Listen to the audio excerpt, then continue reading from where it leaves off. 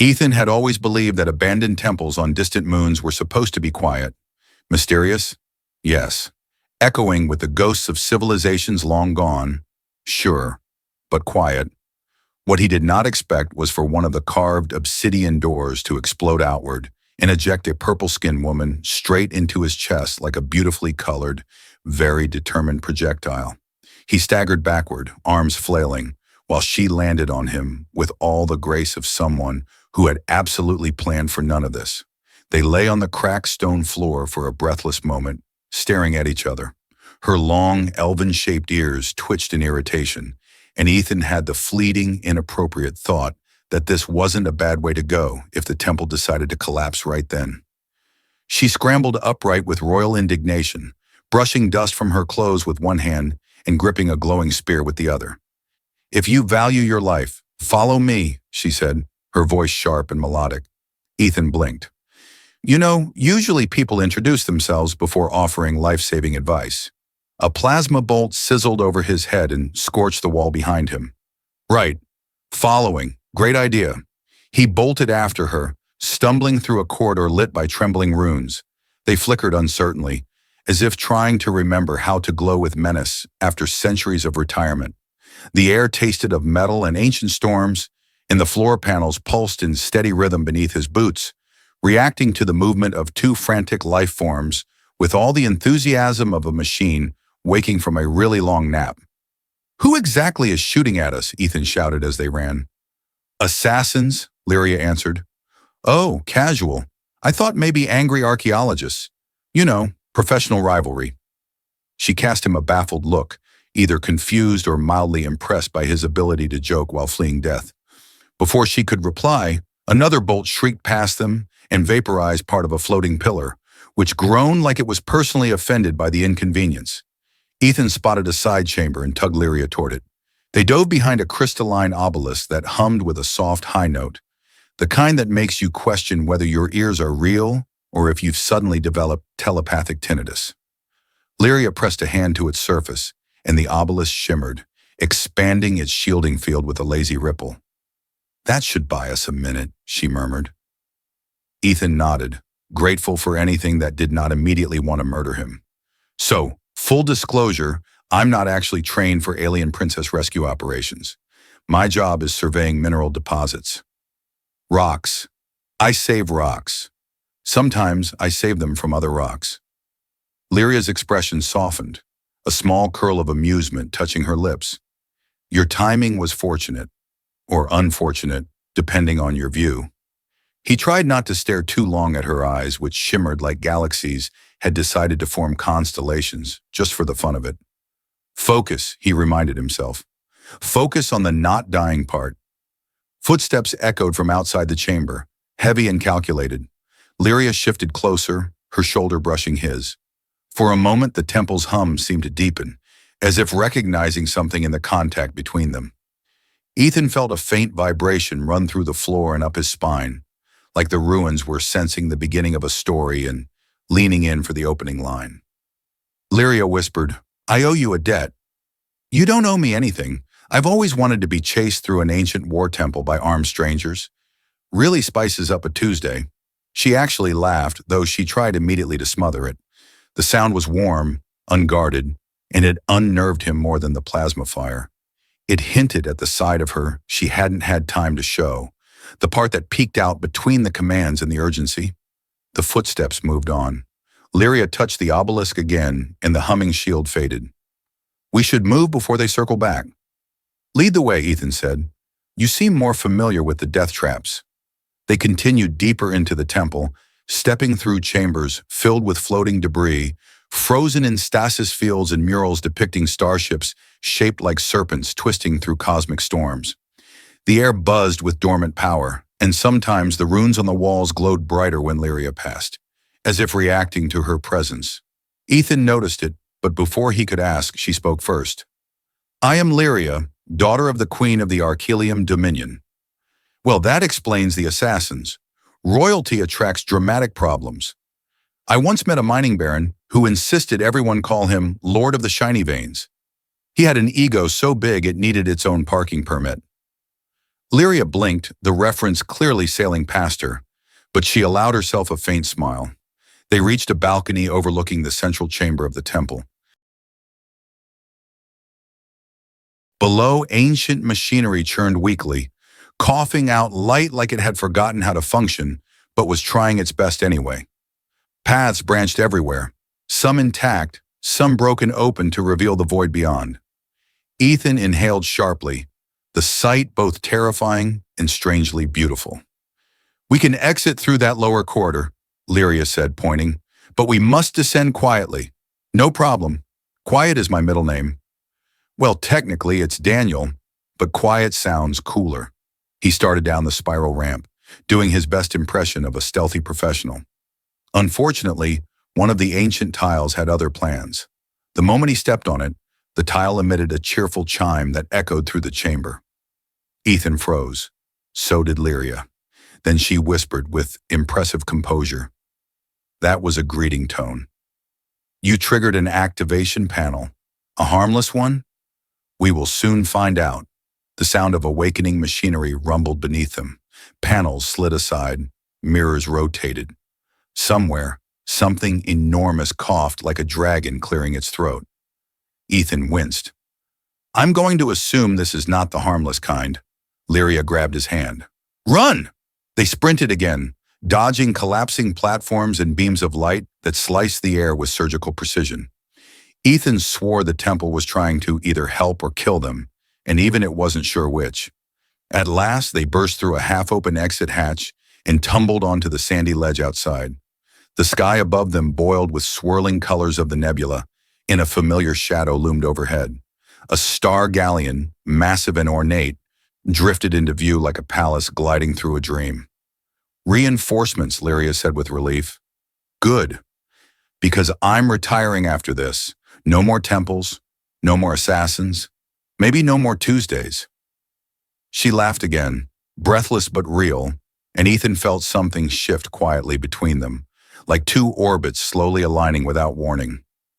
He didn't understand it yet, but he would. The universe was already rearranging itself, setting the pieces in motion. And Ethan, dusty, exhausted, and still trying to catch his breath, had absolutely no idea that rescuing one alien princess was about to make his life very, very complicated. Ethan was still picking sand out of his hair when the star-galleon's docking clamps reached down like elegant mechanical talons and plucked both him and Lyria off the ledge. He yelped, very dignifiedly, as one of the clamps closed around his waist and lifted him into the air. Lyria, suspended beside him with far more grace, glanced over as if this was the most normal thing in the universe. He tried to cross his arms but found that difficult when he was busy dangling like a confused houseplant. "Does this happen every time you come home?" he asked. "Only when my mother is impatient," Lyria replied. "So, always?" She didn't deny it. The clamps deposited them gently inside a gleaming corridor where attendants in flowing silver robes rushed forward. Ethan straightened himself, coughing once to assert dominance over gravity. The attendants bowed to Lyria with reverence and examined Ethan with a level of curiosity usually reserved for newly discovered species of amphibian. One of them approached, tapped a panel on a floating sphere, and scanned him. A hologram of his skeleton appeared in the air, waving at him helpfully. "You are uninjured," the attendant declared. The skeleton winked. Ethan frowned at it. "Stop that." Lyria stepped forward, her voice slipping into a formal cadence. "He rescued me from the ambush in the war temple. He is under my protection." The attendants reacted as though she had announced she was adopting a strange pet. One of them bowed deeply. "Honored human, we welcome you.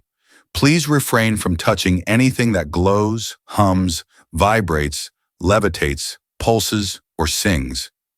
Ethan blinked. "That's most of the ship, isn't it?" The attendant nodded solemnly. "Precisely." They led them down a corridor illuminated by shifting nebula light filtering through crystalline windows. Colors flowed like drifting ink, painting Lyria's skin in violet and gold. Her long ears angled toward the sounds of the ship, twitching slightly whenever a system hummed or whispered.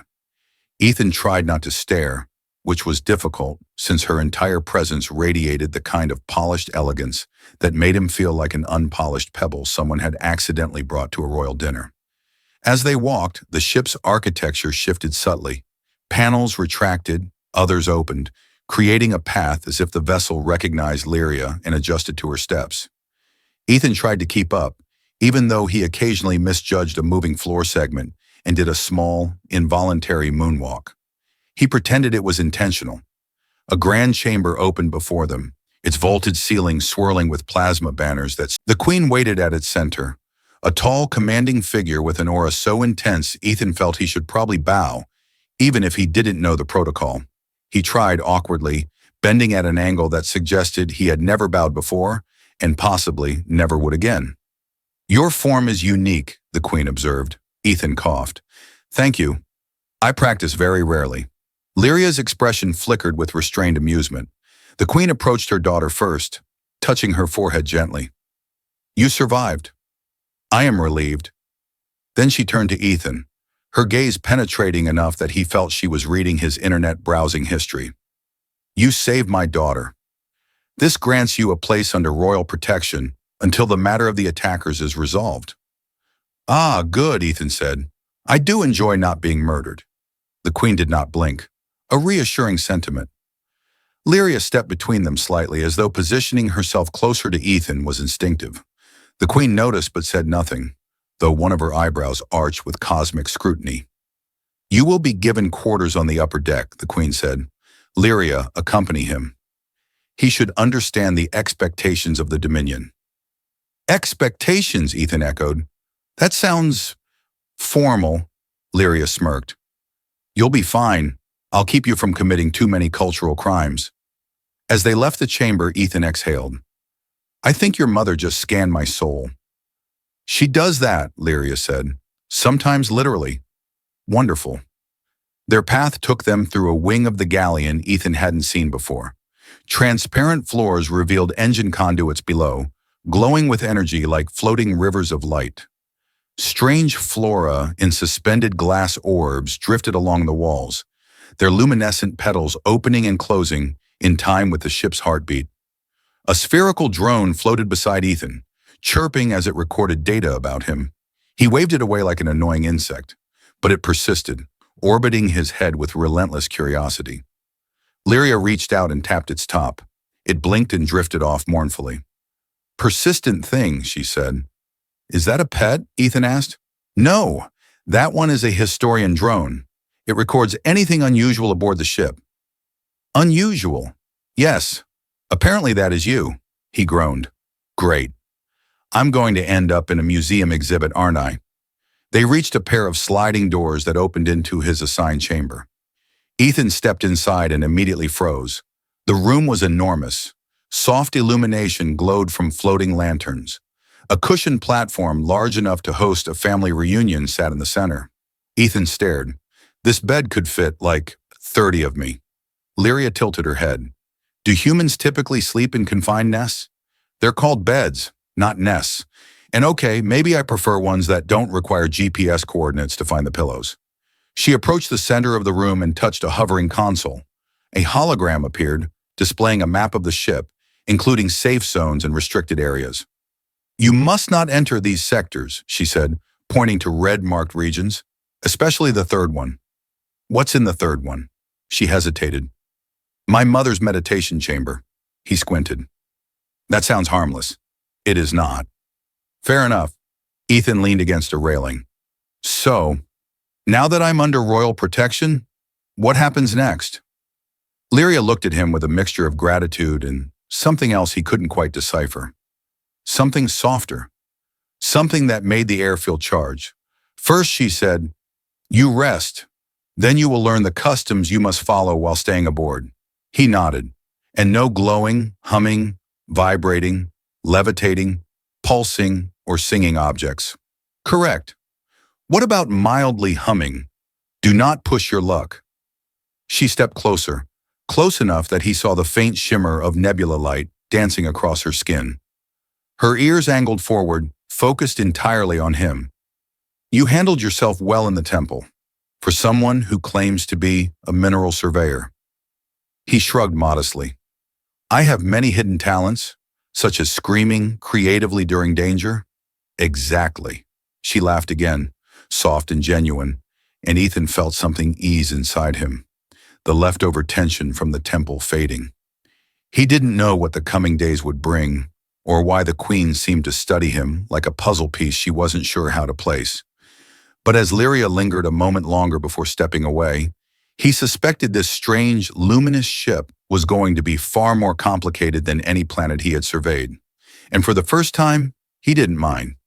Ethan woke to the gentle vibration of the star-galleon's morning cycle, a low-pitched hum that suggested the ship itself was stretching after a long sleep. The room's lights brightened in soft layers, like peeling back dawn one color at a time. He sat up, groggy but impressed. The bed had swallowed him whole during the night, and he was fairly sure he had traveled at least 2 kilometers just rolling over. The door chimed next, and Lyria stepped inside without waiting for his response, because waiting was apparently not a royal habit. She carried a small, crystalline device that flickered with pale light, and her long ears were perked at a cheerful angle that made Ethan think she was either in a good mood or about to assign him homework. "You're awake," she said. "I think so." "Hard to tell. Your bed tried to assimilate me. It adapts to the sleeper's needs." It adapted too enthusiastically. "I had dreams about being absorbed by a very affectionate marshmallow." Lyria's amusement surfaced in the slight curve of her lips. "Good. You will need your strength today." Ethan blinked. That usually means something dangerous is coming, or embarrassing, or both. "Mostly both," she admitted. "There are customs you must learn." "Bonding customs." He choked on nothing. "Bonding what now?" Her ears twitched. "It is tradition. When someone rescues the queen's daughter, certain cultural expectations arise. Formalities, ceremonies, preparations." He stared. "Preparations sounds concerning." "Only if you fail," she said brightly. "Great." She turned, gesturing for him to follow, and he trailed behind her through the corridor while mentally drafting his resignation from existence. They walked past translucent walls showing glimpses of the nebula outside, its colors swirling in blues, violets, and radiant pinks, like a cosmic aquarium filled with very relaxed supernovas. The ship drifted through it with leisurely grace, casting shifting patterns across Lyria's skin that Ethan tried very hard not to admire too openly. They arrived at a chamber filled with machinery that hovered in midair, turning slowly as if contemplating the meaning of life. In the center floated a raised platform. Ethan recognized it instantly as a bad idea. "This," Lyria announced, "is the ritual of harmonic alignment. You stand on the platform, and it reads your resonance compatibility." "What does that mean?" "It measures your energy signature, determines whether 2 individuals can form a stable union." He swallowed. "Union as in marriage." Her silence was not comforting. Lyria gestured. "Step onto the platform." Ethan approached cautiously, half expecting it to bite him. The instant he stepped on, the machine hummed in approval and began to rotate. Slowly at first, then faster, then significantly faster, until the air whipped around him and his hair stood out horizontally like an electrified dandelion. Lyria watched, perfectly calm. "Do not move too much. I can't move at all. I'm becoming a ceiling fan." The device emitted a melodic tone, something between a chime and a delighted giggle. Panels projected glowing readouts across the room. Lyria examined them with mild surprise. "You're compatible," she said. Ethan froze mid-spin. "With what? With who? With the platform? Because I'm not emotionally ready to marry furniture." "With me," she said. "Oh." He stopped speaking for a long moment. "Well, that's something." She walked closer, her expression unreadable but not displeased.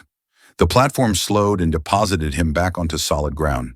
His legs wobbled, and he tried to disguise it by pretending he was performing an ancient, human balancing ritual. Lyria continued reading the floating glyphs.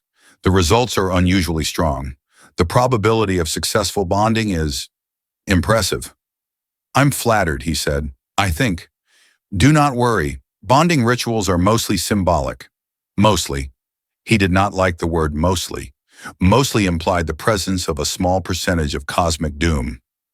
Before he could ask more, attendants swept into the chamber carrying shimmering fabrics, luminescent jewelry, and several objects that looked suspiciously alive. One of them bowed to Lyria and spoke quickly. Preparations must begin. The bonding ceremony requires preliminary harmony trials. Ethan raised a hand. Quick question. What is a harmony trial? The attendant smiled with serene menace. A cooperative challenge. That sounds vague and dangerous. Correct. Lyria took his arm, not unpleasantly, which let his brain relax just enough to be worried, and guided him into a wide training hall. The floor glowed with runic circuits, and arcs of energy drifted lazily overhead, like curious electric eels. The attendants activated a series of floating drones that circled them at different heights. This trial requires synchronized movement, Lyria explained. We must navigate the drones without touching them. So, a dance. A cosmic obstacle course dance. Yes. Failure results in the runes beneath their feet pulsed, cueing the beginning of the trial. Lyria moved with fluid grace, stepping lightly between drones as though she had been born in zero gravity. Ethan, on the other hand, stumbled almost immediately, dodging a drone with the elegance of a startled goat. But Lyria reached out and steadied him, their hands brushing, and something electric rippled across the floor. He felt it. She felt it. Even the drones paused as if gossiping. Focus, Lyria whispered. Trying. I'm just trying not to die by decorative floating marbles. They continued. Slowly he found a rhythm, matching her steps, her turns, her gliding motions. The drones responded, shifting in patterns that required them to move closer, then farther, then closer again. Every time their hands brushed, the runes brightened as if approving. When the trial ended, Ethan collapsed onto the floor. I survived, he gasped. I deserve a medal, or a snack, preferably both.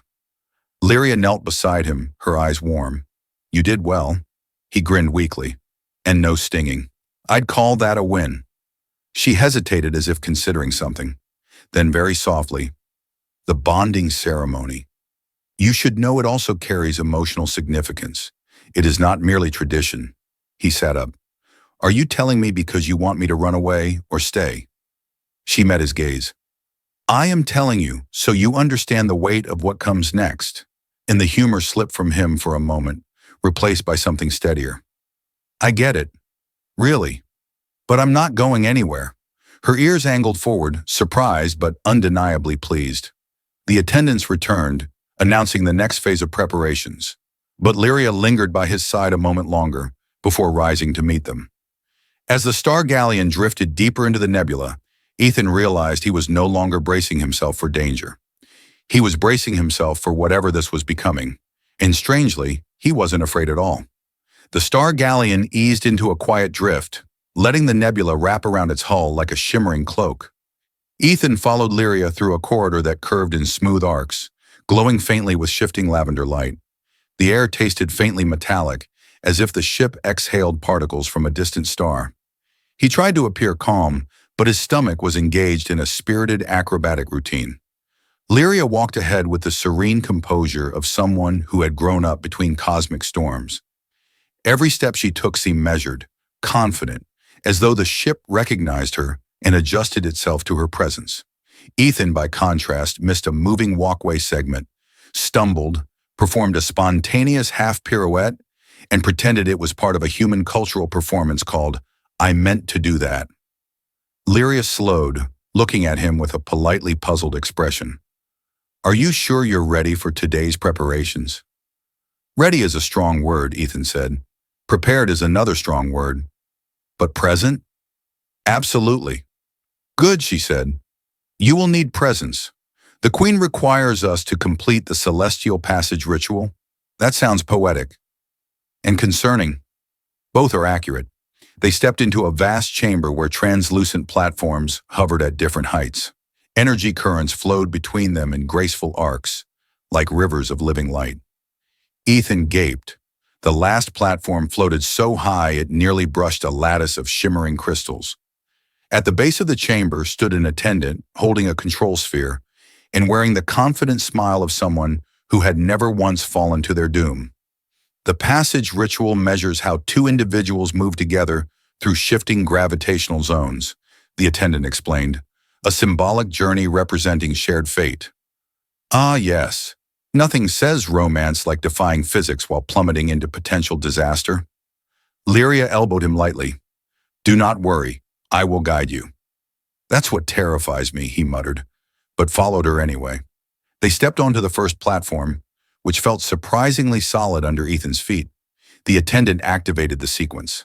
The gravity changed instantly, pulling Ethan sideways. He flailed, slipped, and crashed into Lyria, who caught him with a strength that suggested she had done this sort of thing before. Relax, she said. I am extremely relaxed. Look at me relaxing horizontally across the floor. So relaxed. The next platform drifted past and Lyria hopped onto it with effortless grace, tugging Ethan after her. He landed with a thump that reverberated through the platform, startling a few nearby energy currents into flickering irritably. The gravity shifted again. Ethan felt his stomach float upward, while his legs tried to detach them. Ethan tripped only 7 times, which Lyria praised as impressive. On the 8th, he nearly fell off the platform entirely, but she grabbed the front of his shirt and hauled him back with surprising tenderness. You must trust the path, she said softly. He looked at her, breath caught somewhere beneath his ribs. I trust you. Something flickered in her expression, surprise, warmth, and something deeper she quickly tucked away. But her grip on his hand tightened as they stepped together onto the final platform. As it rose, gravity stabilized again, and Ethan breathed out, relieved and a little proud that he had not died symbolically or literally. The crystals overhead glowed brighter, releasing a soft cascade of light that washed over them. Lyria's ears twitched gently as she closed her eyes, letting the glow bathe her for a moment. Ethan found himself unable to look anywhere else. When the platform lowered them to the chamber floor, the attendant nodded approvingly. The ritual is complete. Your harmonics are unusually well matched. Ethan wasn't sure if that was good, bad, or an omen of cosmic responsibilities he hadn't signed up for. They left the chamber and Lyria guided him into a smaller hallway where the walls pulsed with soft, rhythmic light. He noticed she was quieter than usual, her steps slower, her gaze drifting ahead as if following thoughts she wasn't ready to voice. Ethan walked beside her, letting the silence stretch until it felt comfortable rather than tense. Are you all right? He asked finally. She stopped, turning toward a window that looked out onto the nebula.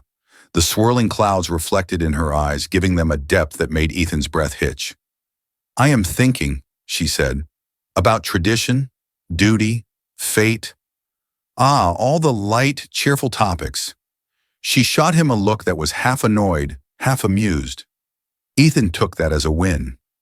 It is not simple for me, she said quietly. This ceremony, it is not something one enters lightly.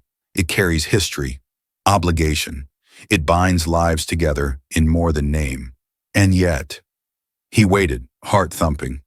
And yet I do not find myself resisting the idea. That is unexpected. Ethan swallowed. Look, I know I'm not exactly the ideal partner in an interstellar royal ceremony.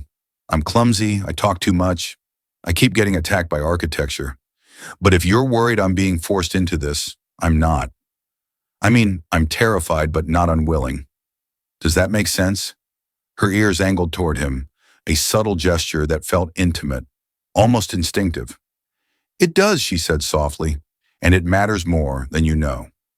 Before he could ask what she meant, another set of attendants arrived, calling Lyria's name.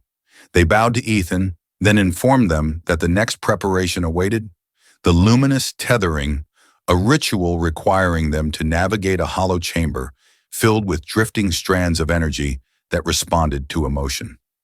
Fantastic, Ethan said. Emotional lasers. Can't wait. As they walked toward the chamber, Lyria glanced at him with a smile that softened the tension threading its way through the ship. You are handling this better than most would. Fear and humor are my coping mechanisms. They serve you well. They reached the tethering chamber, where strands of glowing light floated through the air like luminescent vines searching for something to cling to. Lyria stepped inside first. The strands drifted toward her, curling in gentle arcs near her shoulders and arms. Ethan entered next, and immediately the strands swarmed him like excited jellyfish. He yelped. Lyria laughed, a full, warm laugh that echoed beautifully in the chamber. They moved together, guiding the strands into stable patterns. Each time they drew close, the lights brightened. Each time they pulled apart, they dimmed. The attendants watching murmured with approval as the strands stabilized into a glowing configuration around them. When the ritual ended, the chamber pulsed one last time, sending a faint warm ripple across Ethan's skin. Lyria stepped closer, her voice low. These rituals reveal truth, not obligation. They respond to feeling, not tradition. Ethan met her gaze. And what did they reveal to you? She hesitated, then spoke barely above a whisper. That I am no longer afraid of where this path leads. Ethan exhaled, tension easing from his shoulders. Then I guess we walk it together. Her smile was small, fragile, and absolutely real. When they returned to the main corridor, the nebula light shifted, painting them in soft violet. The ship hummed gently around them, almost approving.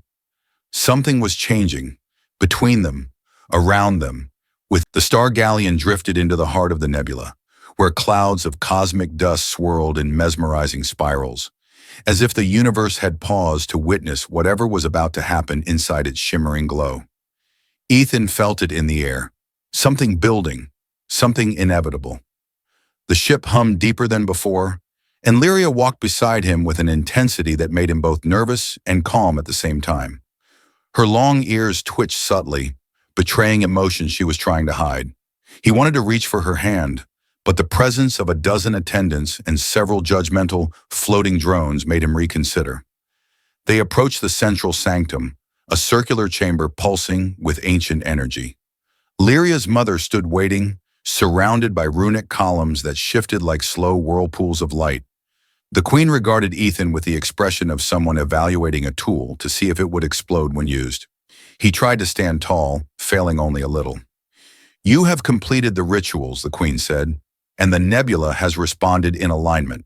The time for the bonding is here. Ethan cleared his throat. Just to confirm, this bonding doesn't involve being welded to anything, correct? I have delicate skin. Lyria stifled a smile. Not welded, connected. That somehow sounds worse, he murmured. The queen extended a hand toward the relic at the center of the chamber. It hovered like a crystalline heart, radiating soft waves that shimmered through the air and tugged at something deep in Ethan's chest. According to prophecy, the queen continued, the relic requires 2 resonant energies to stabilize it when it awakens. It has been volatile for centuries. Today, it will be activated.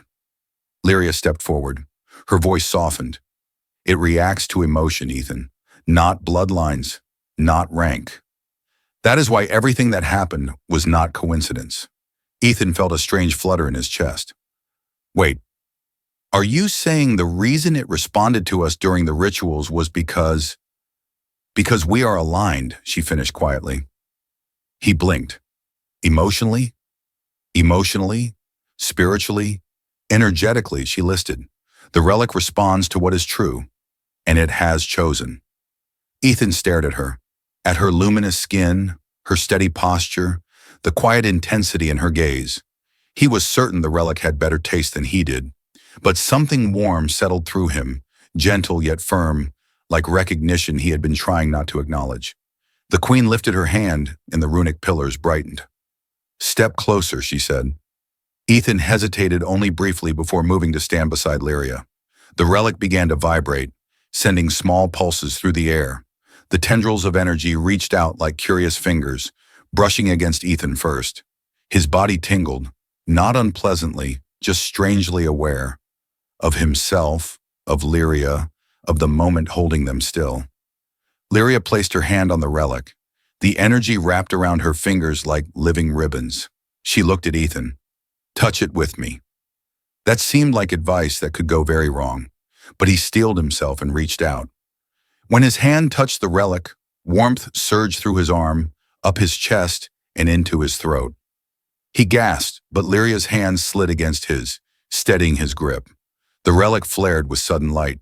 Not blinding, not painful, just powerful. A deep hum filled the chamber, vibrating the floor beneath them. The runic pillars ignited in bright spirals of gold and violet. The queen stepped back, watching with the rigid composure of someone who had seen enough cosmic miracles to know when not to interrupt. Ethan felt everything at once, his pulse merging with the relic's rhythm. Lyria's presence like an anchor, the nebula outside humming in distant resonance. It was all one thread, woven together. He heard Lyria's breath catch and realized their energies were intertwining, not forced, not manipulated, simply responding to what already existed. The relic released a final pulse. A ripple of light expanded outward, like a silent explosion, passing through the ship and out into the nebula far beyond. The hum faded, leaving the chamber still and warm. When Ethan opened his eyes, the relic floated peacefully, stable and quiet for the first time in ages.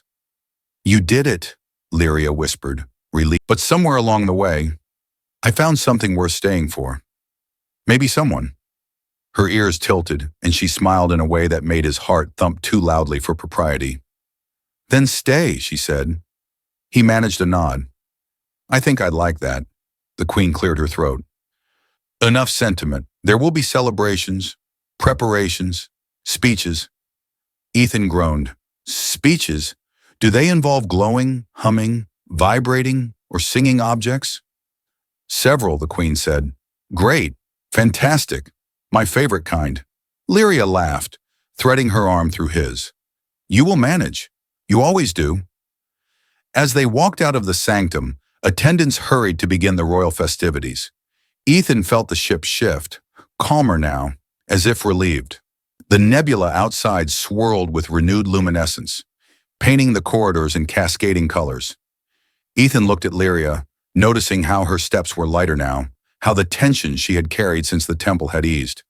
And he felt different too, grounded, sure, strangely at home aboard a star-galleon, drifting between cosmic storms. "So," he said, trying to keep his voice casual, "does this make me royalty now?" She tilted her head. "Not exactly." "Good. I don't think I'm ready for a crown. I'd lose it immediately." "But you are bound to me," she said quietly. He squeezed her hand. "That part I think I can handle." The celebration lights brightened. Music drifted through the corridors, something melodic, ancient, and hopeful. Ethan exhaled softly, feeling his journey settle into place. He had saved a princess in a crumbling war temple, survived cosmic rituals, and somehow stumbled into something deeper than he ever expected.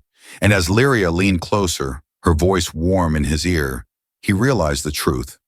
He hadn't just saved her. They had saved each other.